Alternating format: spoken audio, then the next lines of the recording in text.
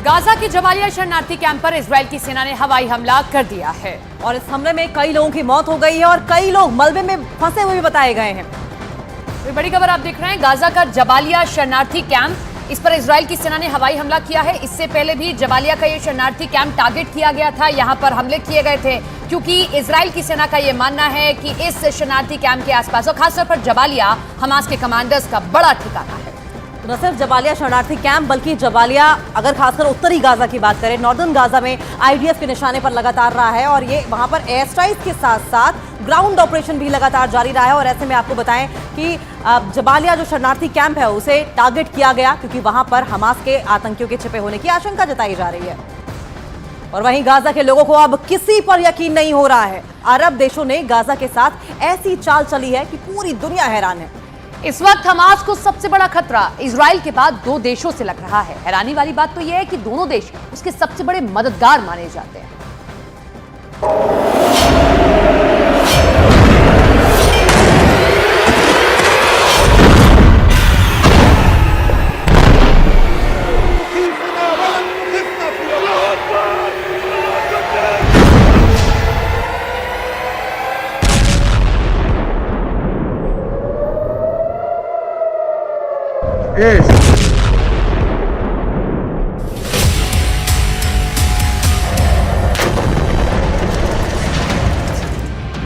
Gaza में 13,000 से ज्यादा लोगों की मौत हो चुकी है और करीब 3,000 लोग मलबों में दफन हैं। इजराइल किस तरह और कितनी तरफ से हमास पर टूट पड़ा है, इसकी रिपोर्ट करने की ताकत भी अब फिलिस्तीन के अखबारों के पास नहीं बची है। गाजा पट्टी के अंदर 40 से ज्यादा पत्रकार मारे जा चुके हैं और इजराइल फिलिस्तीन के अखबारों के पूरे नेटवर्क को ही तोड़ दे रहा है। इसीलिए अब गाजा पट्टी से वही खबरें सामने आ रही हैं जो इजराइल चाहता है।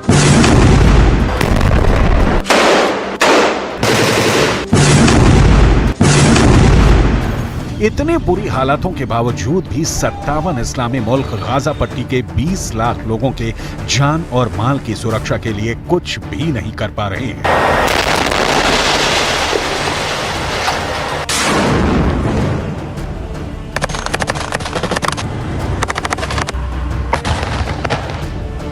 फिलहाल जो रिपोर्ट आ रही है उससे ये साफ लग रहा है कि उत्तर गाजा में भारी कोहराम मचाने के बाद अब इजराइल अपना पूरा फोकस दक्षिणी गाजा पर कर रहा है।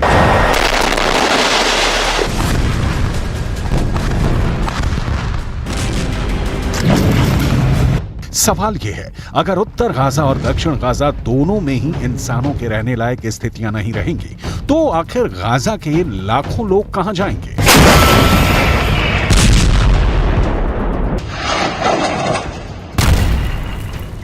ऐसे खतरनाक हालातों में अगर 57 इस्लामिक देश एक साथ खड़े होते तो निश्चित तौर पर इजराइल पर दबाव बनाना बहुत आसान हो जाता, लेकिन आज स्थिति बिल्कुल अलग है।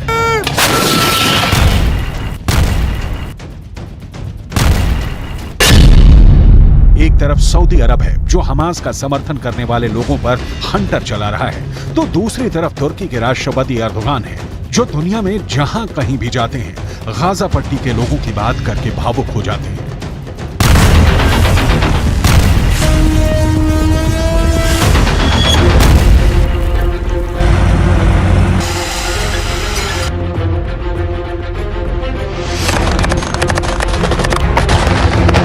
तुर्की के राष्ट्रपति एर्दोगान ने जर्मनी की राजधानी बर्लिन का दौरा किया है और जर्मनी के चांसलर ओलाफ स्कॉल्स के साथ उनकी द्विपक्षीय वार्ता हुई, लेकिन इस पूरी वार्ता के दौरान आर्थिक मुद्दे पूरी तरह से किनारे नजर आए और दूसरे सभी मुद्दे गाजा पट्टी के तनाव के सामने छोटे पड़ गए। आखिर कैसे? तुर्की के राष्ट्रपति एर्दोगान हमास के पक्ष में पूरी इस्लामी दुनिया को एक करने के लिए बेचैन हुए जा रहे हैं। ये पूरी हकीकत आपको विस्तार से आगे बताएंगे, लेकिन सबसे पहले बात करेंगे सऊदी अरब की, जहां एक ऐसी घटना हुई है जिस पर यकीन करना नामुमकिन नजर आता है। एक ब्रिटिश एक्टर और प्रेजेंटर इस्लाह अब्दुल रहमान फिलिस्तीन के लोगों के लिए सहानुभूति व्यक्त कर रहे थे, लेकिन उन्हें सहानुभूति व्यक्त करने से भी रोका गया और सऊदी अरब की पुलिस ने उन्हें हिरासत में भी ले लिया।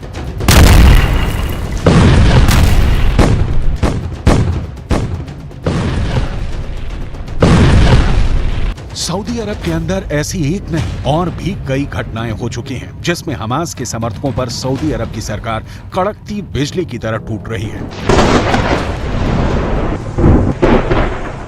इस घटना ने पूरी इस्लामी दुनिया में एक हड़कंप सा मचा दिया है। दरअसल ब्रिटिश एक्टर इस्लाह अब्दुल रहमान उम्रा करने के लिए सऊदी अरब गए थे। सऊदी अरब के अंदर इस्लाह अब्दुल रहमान फिलिस्तीन के लोगों के साथ सहानुभूति जताने के लिए एक फिलिस्तीन काफिया पहने हुए थे। फिलिस्तीनी काफिया एक ऐसा कपड़ा होता है जो गले पर पहना जाता है और इसमें चेक होते हैं। फिलिस्तीन का आंदोलन करने वाले बड़े नेता यासिर अराफात अक्सर फिलिस्तीनी काफिया पहनते थे और ये फिलिस्तीनी काफिया एक तरह से यासिर अराफात की पहचान बन गया था। अब्दुल रहमान ने एक ऐसा ही फिलिस्तीनी काफिया सऊदी अरब के अंदर भी पहना हुआ था और इसीलिए सऊदी अरब की पुलिस ने उन्हें हिरासत में लिया और घंटों तक पूछताछ।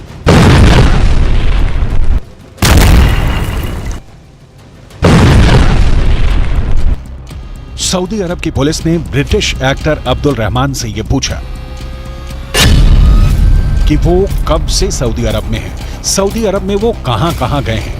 अब्दुल रहमान को एक संदिग्ध की नजर से देखा गया। अब्दुल रहमान की उंगलियों के निशान लेने के बाद उनको रिहा तो कर दिया गया।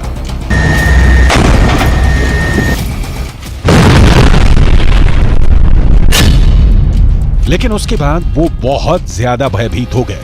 उन्होंने मिडिल ईस्ट के एक न्यूज़पेपर से बात करते हुए कहा कि वो फिलिस्तीन के साथ सहानुभूति दिखाना चाहते थे, लेकिन उन्हें ये करने नहीं दिया गया। इसी तरह सऊदी अरब के अंदर गाजा के लिए प्रार्थना करने वाले एक अल्जीरियाई मूल के शख्स और बांग्लादेशी मूल के एक ब्रिटिश नागरिक को भी गिरफ्तार किया गया। बात एकदम साफ है कि सऊदी अरब का सऊदी राजवंश ये नहीं चाहता कि उसकी धरती पर किसी भी तरह का विरोध प्रदर्शन की संस्कृति का जन्म हो। सऊदी राजवंश को ये बात बहुत अच्छी तरीके से पता है कि जो लोग आज फिलिस्तीन के समर्थन में सड़कों पर उतरेंगे, कल उसकी ही सरकार के खिलाफ ये लोग विरोध प्रदर्शन कर सकते हैं। इसीलिए सऊदी राजवंश प्रोटेस्ट के कल्चर को ही पूरी तरह से ख़त्म करना चाहता है। यही उसका एक टारगेट है। आमतौर पर यह जानकारी बहुत कम लोगों को है कि सऊदी अरब एक ऐसा देश है जिसका पुराना नाम स्टेट ऑफ हिजाज था। लेकिन 23 सितंबर 1932 में जब सुल्तान अब्दुल अजीज बिन सऊद ने इस स्टेट ऑफ हिजाज पर कब्जा किया तो उन्होंने इस इलाके का नाम बदलकर सऊदी अरब रख दिया। इसमें सऊदी शब्द सुल्तान अब्दुल अजीज बिन सऊद का सरनेम है। शायद दुनिया की ऐसी पहली घटना होगी जब किसी राजवंश ने किसी देश पर अधिकार करने के लिए उस देश का नाम भी अपने राजवंश के नाम पर कर दिया हो।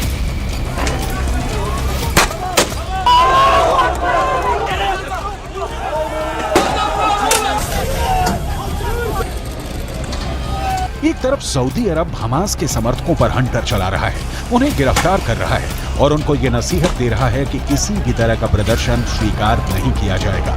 जबकि दूसरी तरफ तुर्की के राष्ट्रपति एर्दोआन पिछले 1 महीने से लगातार आंसू बहा रहे हैं। Çünkü insana saygımız bizim। तुर्की के राष्ट्रपति एर्दोआन ने बर्लिन का दौरा किया और इस दौरान उनकी द्विपक्षीय वार्ता जर्मनी के चांसलर ओलाफ स्कोल्स के साथ हुई है। एर्दोआन आर्थिक मुद्दों पर बातचीत करने के लिए बर्लिन आए थे, लेकिन सारा मामला खटाई में पड़ गया और सबसे ज्यादा मतभेद गाजा के मसले पर हो गए। जर्मनी को तुर्की के राष्ट्रपति एर्दोआन की वो बात सबसे ज्यादा नागवार गुजरी जिसमें एर्दोआन ने जर्मनी के इजराइल को किए जा रहे समर्थन को लेकर एक ऐतिहासिक तंज कसा। तुर्की के राष्ट्रपति एर्दोआन ने कहा कि जर्मनी इस अपराध बोध से ग्रस्त होकर के इजरायल का समर्थन करने के लिए मजबूर है कि दूसरे विश्व युद्ध में यहूदियों का जो नरसंहार हुआ उसमें जर्मनी के तानाशाह हिटलर की एक बहुत बड़ी भूमिका थी। यही बात किस तरह तुर्की के राष्ट्रपति ने संकेत में कही, जरा सुनिए। Eğer burada elimiz, kolumuz, dilimiz bağlı kalırsak bunun tarihi hesabını veremeyiz. Onun için bir borçluluk psikolojisi içerisinde İsrail-Filistin savaşını değerlendirmemek gerekir. Bakın ben rahat konuşuyorum. Çünkü bizim İsrail'e borcumuz yok. Borçlu olsak bu kadar rahat konuşamayız. Ama borçlu olanlar rahat konuşamıyorlar.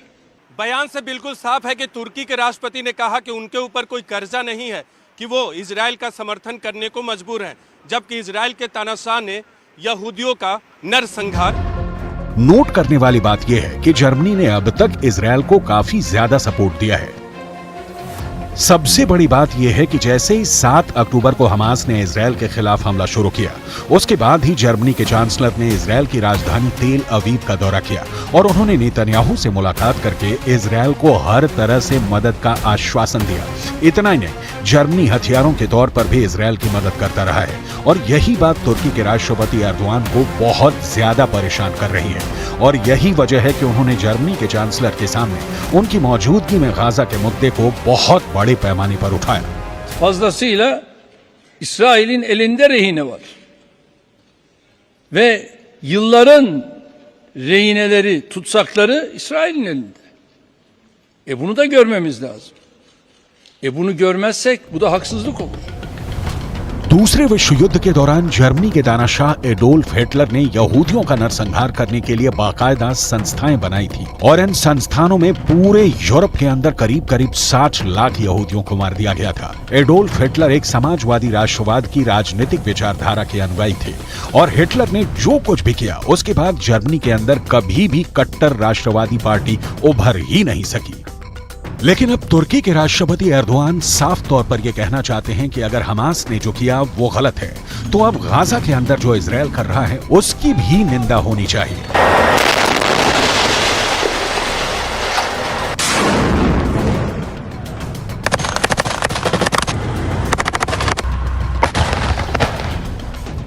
दूसरी तरफ Germany के chancellor भी इस मुद्दे पर पीछे नहीं हटे। उन्होंने भी एर्दोआन के सामने ही हमास की निंदा की, 7 अक्टूबर को हुए आतंकवादी हमले का जिक्र किया और हमास के पूरे खात्मे के इजरायली संकल्प को सही ठहराया। यानी अगर देखा जाए तो जर्मनी और तुर्की एक बातचीत की मेज पर जरूर थे, लेकिन उनके बीच बहुत भारी मतभेद है।